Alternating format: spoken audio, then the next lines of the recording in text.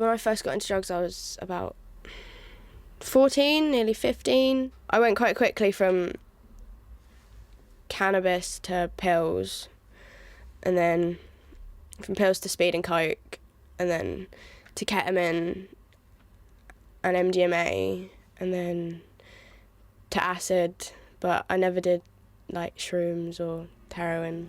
Just, no.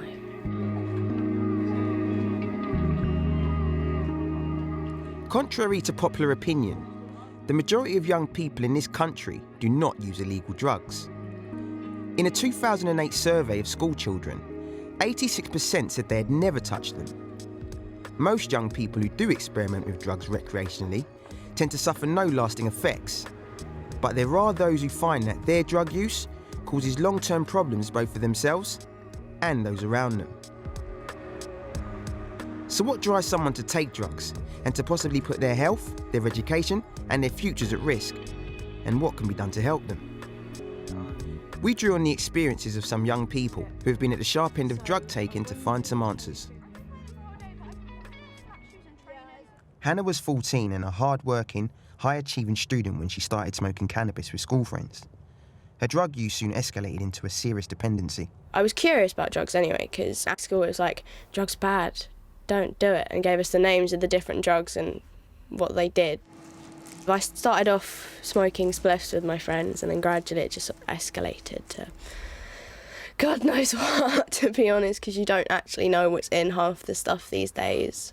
Until it was the day Hannah's close friend Kenya, who has never taken drugs of any kind, became deeply concerned about her erratic behaviour. We were slightly naive at the time of the effects of drugs and stuff, but we knew at the time something was wrong and she needed us. Hannah's personality is very dominated as it is, but she became a bit more meaner and a bit more feisty. Most people were quite scared of me for how I looked, but also my attitude. One minute I could just be like the happiest thing in the world, and then the next I could be angry and screaming at someone from across the room because they'd done something to annoy me. I started parenting like almost instantly when I started year 10, and it went on for about 6 months and they just didn't notice. I think one of the reasons I didn't get caught is because I still did my work and got all my grades.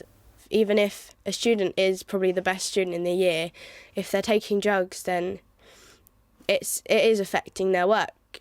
Eventually I got pulled into the welfare officer's office and they were like, right, you're signing this contract, and if you truant again, your mum's going to have to go to court and might have to pay a fine or go to jail. And I was like, well, fine, and just signed it. I didn't know anything about them, you know. I'd heard names of drugs and things, but not actually what they did or how they affected people. You've got 2 exams, haven't you, coming up in January? Mm-hmm. That's not going to be fun. You've got to make sure you do some revision. I was really quite angry and cranky whenever I was home or whenever I wasn't high. She'd go up and then you just pretty much crash down through the floor. She'd be on a mega high 1 minute and really down in the dumps and quite depressed the next minute. There was no kind of balance at all. Later on along the line came self-harming, which was very difficult to kind of grasp as to why she would want to do something like that to herself. There had been a lot going on within the family because of breakdown of my marriage, and Hannah wouldn't let anyone get close to her. I was the big bad wolf and the cause of all her problems, you know.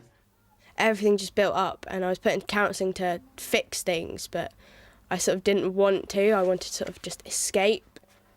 One occasion we had a big Barney one day. It just got to the stage where if she had disobeyed me and gone off out and done what she was going to do, i.e. see her friends who were doing drugs and all of that, I was just ready to have her put into care because emotionally I couldn't take any more. I'd come home and she was screaming and shouting at me, and then I screamed something back and she just slaps me around the face, and I was like completely shocked. It's tough to say to your kids, no, I am not going to put up with this. You want to love them, but sometimes you almost have to make them hate you in their eyes. when you practice that tough love. We like the EMA and such. Hannah realised that it was up to her to do something about her drug use. I was just like, right, yeah, my mum and everyone else is right. I'm going to die in like 6 months to a year if I'm not careful. So I just sort of, I just left that group of friends without even saying goodbye. Hannah managed to pull back from the brink. With the support of her family and friends, she hasn't touched drugs for over a year. It was an easy decision to make, but it was quite tricky to actually do because I was getting sort of withdrawal symptoms from the different things I took, because I took quite a lot of it, so my body just got used to it. It was quite horrible for a few months, sort of my moods were a bit everywhere. But when I actually got through that time of trying to stay clean, like, it was so good. I went to college and the first day someone said to me, oh, do you want to buy some pills? And I was like, no. So what support services are there in the UK for someone who thinks they may be developing a problem with drugs or alcohol? Specialist substance misuse agencies are widely available for those who need them. Skilled workers provide support for young people whose addictions are causing serious problems in their lives. But how bad does it have to get before you realise you need help? Tried cannabis for the first time in 2005. Didn't like it at first, but then it was a way to keep the hassle out of my life. I got into drugs when I was about 14 years old. Mostly started at school, with a lot of people around me smoking weed and stuff like that. At that time I was probably spending about £35 on just cannabis, nothing else. If my mum didn't have any money, it'd be through shoplifting and other ways.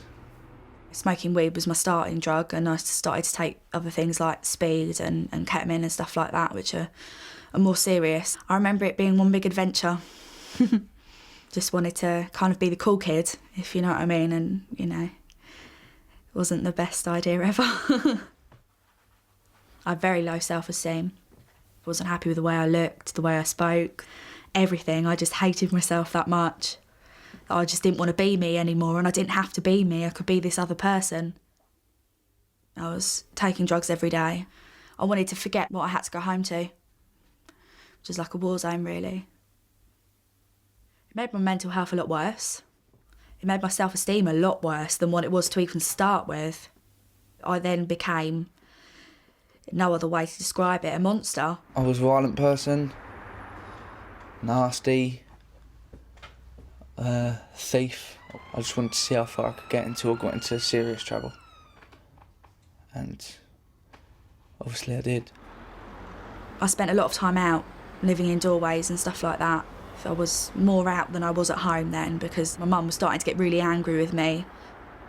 Made the wrong choices, made wrong friends, didn't stay in school, got kicked out of 4 schools, and then just went all hectic from there, I suppose. Living on the streets was scary. There was a lot of bad people out there that, wanted to take advantage of a 15-year-old girl. I sort of started to see things that I shouldn't have seen at the age that I saw them at, 15 years old. I was seeing people injecting heroin and stuff like that.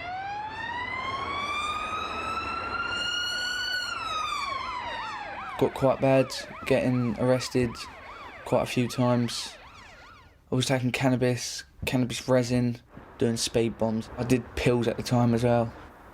The rock bottom was when I was living in a doorway in the centre of Brighton, living out of one bag, and it was snowing. And there was just me, my friend, 2 cans of beer, and we were cold. We were cold and we were frightened. It wasn't fun anymore. And all I wanted to do was go home. But my mum, she was afraid of me. Let's put it bluntly, she was afraid of me by the end. I lost everything. I lost my house. I lost my mum. I lost my friends.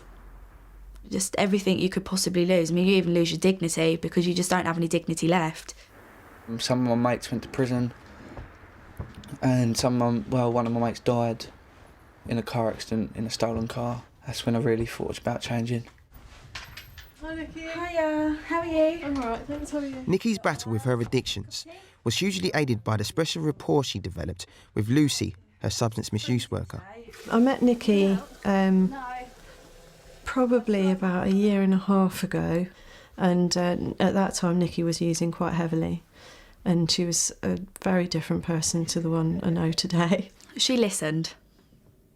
You know, it was a lot to do with me feeling really down because of the stuff that had happened and, you know, not wanting to feel that way. It was sort of dealing with the underlying problems first that would then lead on to staying off of drugs and alcohol. And it wasn't Alco Pops you were drinking before, was it? No, 70cl bottle of vodka. That'll do it, that'll do mean. Yeah, that'll make me mean. But she talks to you on a level. She doesn't talk to you like a child, but yet she doesn't talk to you like an adult, because I wasn't an adult, but yet I wasn't a child either.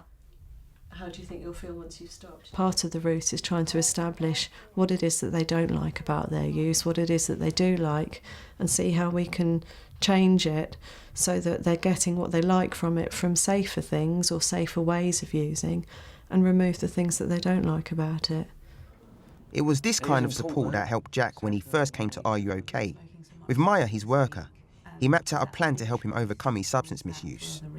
We did find some good ways of cutting down, like going to college and doing stuff I enjoyed, rather than not doing anything and being bored and smoking every day.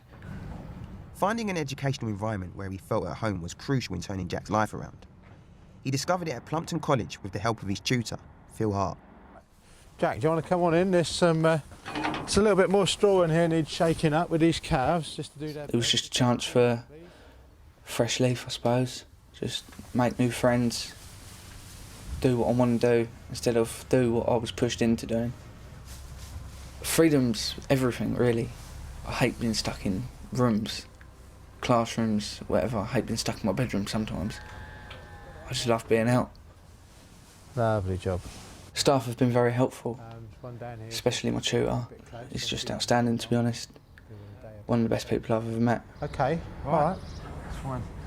We know when people don't need us anymore, because they tell us, you know, they say, I'm out of space now where I feel I can manage this on my own, and that is, you know, that's a great moment because they're independent, they're in control, and it means I've done my job well because they feel equipped with the skills and the tools to manage any crises that may come up. I hope I'm out of it. I hope I'm out of drugs. I hope I'm out of spending money on illegal substances. And that's one way I'll stop doing stupid things. It feels amazing to be drug and alcohol free. Stupid things like watching the sun come up after not seeing it for, 18 months, 2 years, not seeing it, not knowing it, just things like that. Looking at myself in the mirror and going, actually, you look all right today, rather than wanting something else. It's all about being content with yourself, and if you can achieve that, I think you don't need anything else. The future is bright. Really looking forward to the future. To owning thousands of acres of land and having loads of dairy cows, having loads of money, what I have to spend on drugs, and being free, having freedom.